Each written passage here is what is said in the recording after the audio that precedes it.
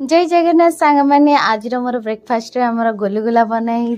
बाबा छाणी खाई सारे एवं मु बन खाऊँ बहुत दिन है खाई नी तो आज टी मन है गुलगुला खायापी तो बाबा आमर सका बन सारे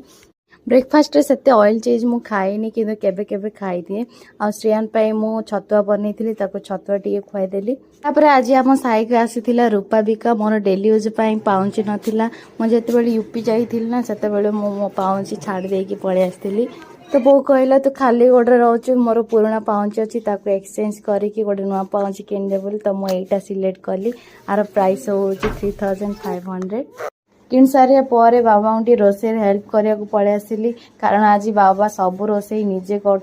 सांग मैंने आसापी तो मन पसंद खाଇବା बनई आज बाबा ये जिनसा मत बहुत ही भल लगे ए बयस भी सांग मान कथा केते चिंता कर वीडियो भल लगी मो चैनल टी सब्सक्राइब कर